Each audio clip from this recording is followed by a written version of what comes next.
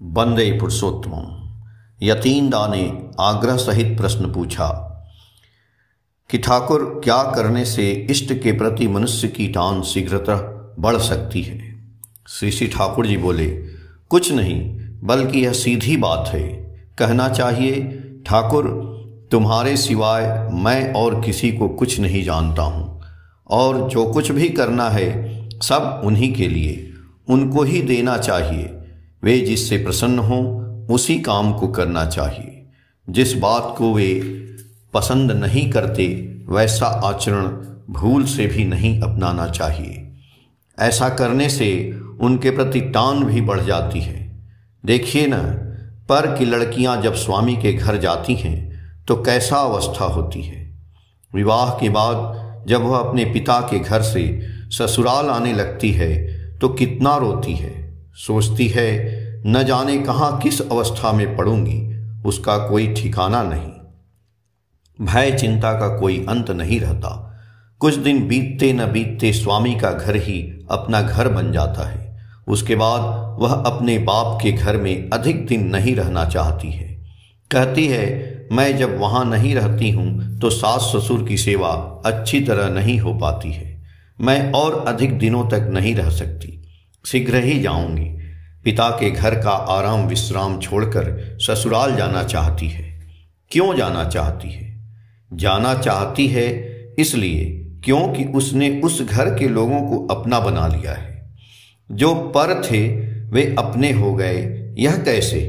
इसके पीछे का इतिहास यह है कि स्वामी एवं स्वामी के सगे लोगों को उसने अपने समझकर स्वीकारा है। केवल स्वीकार करके बैठी रहती तो भी वैसी बात नहीं होती। अपना समझकर उनके प्रति उसका जो कर्तव्य होना चाहिए वह हर तरह से दिन पर दिन करती रही है। ऐसे सोचने, बोलने व करने के माध्यम से अज्ञान भाव से ममता की जड़ मोटी व लंबी हो गई है। जैसे ससुराल राजशाही के ग्राम में है तो जब वह पिता के घर में समाचार पत्र के छपे मोटे अक्षरों में यह देखती है कि राजशाही में भीषण अग्निकांड, इससे उसका दिल धड़कने लगता है। भय त्रस्त हो वह समाचार पत्र हाथ में उठाती है। सोचती है कि न जाने क्या समाचार है। जब वह देखती है कि राजशाही शहर में आग लगी है, उसके ससुराल के गांव में ऐसा कुछ नहीं हुआ है, तो वह चैन की सांस लेती है। यही है ममता का विस्तार। स्वामी भक्ति का सूत्र धरकर ही यह संभव है। इष्ट के प्रति टान या भक्ति होने पर वह भी इसी प्रकार प्रसार लाभ करता है। जो इष्ट से जड़ित है उन सबों पर ही टान हो जाती है। मुझको प्रेम करते हैं, बड़ी बहू को प्रेम नहीं करते हैं, बड़ खोखा को प्रेम नहीं करते हैं, ऐसा हो नहीं सकता। मुझको यदि प्रेम करेंगे तो मेरे कुत्ते को भी आपको प्रेम करने की इच्छा होगी, किंतु इस प्रेम का विस्तार जितना ही क्यों न हो, उसकी जड़ में निष्ठा रहती है। जो मेरे यथा सर्वस्व हैं उनसे बढ़कर न मेरा कोई होगा न कोई वस्तु होगी। किसके साथ मेरी मित्रता कितनी होगी उसका मापदंड है कि मेरे वांछित के साथ उस व्यक्ति का संपर्क कैसा है। जो मुझको प्यार करता है, मेरे लिए बहुत कुछ करता है, जिसको पाकर मैं खुश होता हूँ, यदि ऐसा कोई व्यक्ति गुस्से में आकर आपका कान मल दे तो आप उसे संबंध नहीं तोड़ेंगे, क्योंकि आप मुझको प्रेम करते हैं। क्योंकि आप उस समय सोचेंगे, मेरा उसने कान मल दिया फिर भी मेरे ठाकुर की सुख सुविधा के लिए वह काफ़ी करता है। कहावत भी है, दुधार गाय की दो लात भी भली। उसके द्वारा आपको कोई सुख सुविधा नहीं मिलती है, बल्कि वह आपकी असुविधा का कारण बना रहता है। किंतु यदि आप ठाकुर को अपना स्वार्थ समझते हैं तो ठाकुर के लिए जितने उसके कर्म हैं उनको देखकर आप भी अपने को लाभान्वित समझेंगे। ऐसा ही होता है। उसने जो आपके कान मल दिए उसके उस व्यवहार का समर्थन नहीं कर रहा हूं, किंतु मेरे कहने का मतलब यह है कि यदि ऐसी घटना घटे तो आपके कैसे एटीट्यूड मनोभाव होंगे। आप अपने को किस रूप में एडजस्ट नियंत्रित कर सकेंगे। प्रेम में सह, धैर्य, संयम सभी बढ़ते हैं।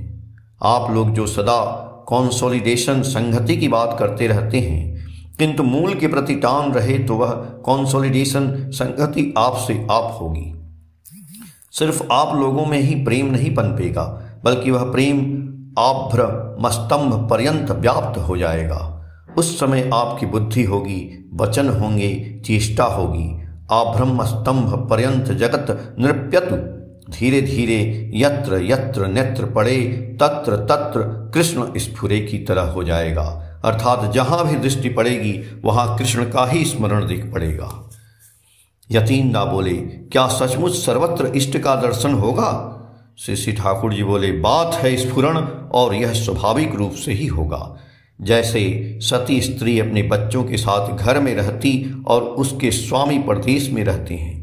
वह बच्चों की देखभाल और सेवा शुश्रूषा करती है, किंतु उस देखभाल और सेवा शुश्रूषा के द्वारा स्वामी की बातें उसे बार बार याद आती रहती हैं। बच्चों का चेहरा, चलन, बातचीत सभी उसके पिता की स्मृति को जागरण कर देती हैं। अपने मन के मुताबिक किसी को देखती है तो लोगों से यह कहती है, वह बेटा ठीक बाप की तरह है। अभी 5 वर्ष ही तो उसकी उम्र हुई है, पर उसका रोब कितना है।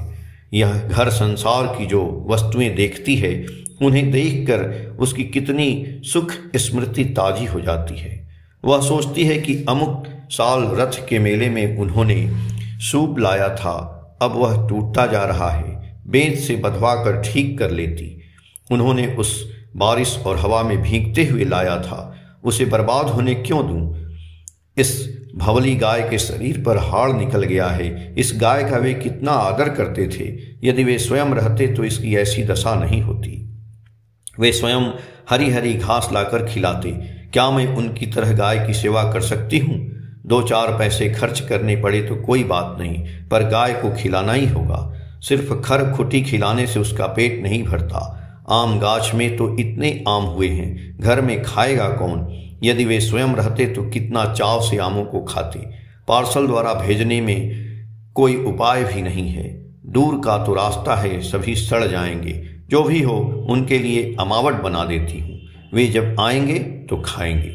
जब वह अमावट पारने बैठ जाती है तो आप से आप उससे दीर्घ निश्वास निकल जाता है। एकाएक आंखों के कोने से अश्रु छलछला उठते हैं। बच्चा जब माँ की आंखों में अश्रु देखता है तो चट से पूछ बैठता है, माँ तुम रोती क्यों हो? माँ बहाना बनाकर कह देती है, नहीं कोई बात नहीं है, आंखों में उड़कर एक कण पड़ गया था, उसे निकाल कर बाहर कर दिया। स्वामी के संसार को अपना केंद्र बनाकर उसी प्रकार उसके हृदय में प्रतिदिन स्वामी का स्फुरण होता है।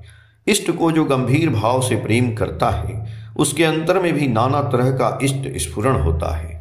जैसे आप समाचार पत्र पढ़ते हैं और उस समय एक नई तरह के इंजन का विज्ञापन देखते हैं, तो आपके दिल में ऐसी भावना उठती है कि ठाकुर के लिए ऐसा ही एक इंजन इंतजाम कर देते तो अच्छा होता।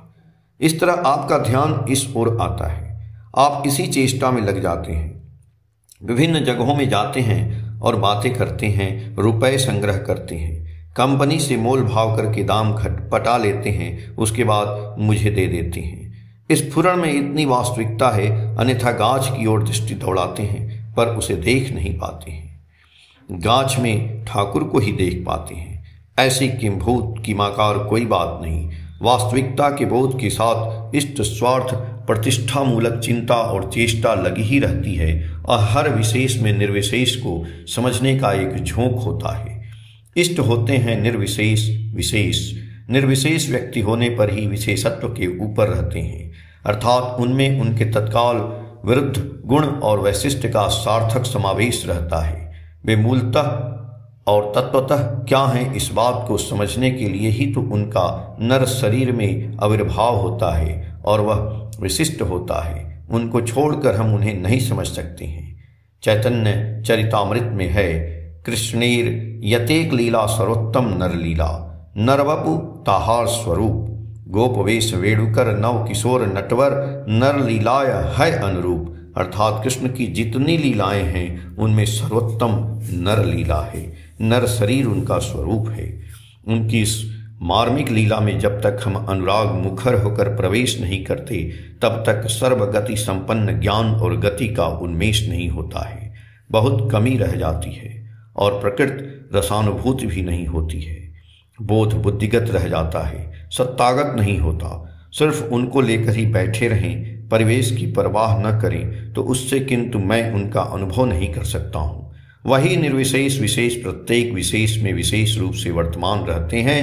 इसलिए प्रत्येक वैशिष्ट में यदि विशिष्ट रूप से उनको अनुभव नहीं कर सकें तो हम लोगों का बोध पक्का नहीं होगा। केष्टोदा नैरंतर्य अविच्छिन्नता परस्पर दृढ़ संलग्न भाव हमारी ब्राह्मी स्थिति नैरंतर्य लाभ नहीं कर सकती है।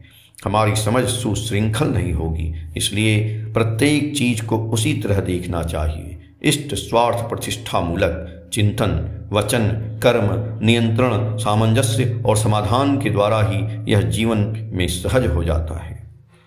खूब करते रहना चाहिए, अन्यथा मज्जागत नहीं होता। ऐसे अनेक छात्र हैं जो जोड़ घटाओ गुणा भाग जानते हैं, किंतु जोड़ घटाओ गुणा भाग का प्रयोग कहाँ कैसे होना चाहिए और होगा, यह वही कह सकता है जिसने लाखों तरह से त्रुटि रहित हिसाब बनाकर उसे आयत किया। ऐसे व्यक्ति को ही गणितज्ञ कहा जाता है।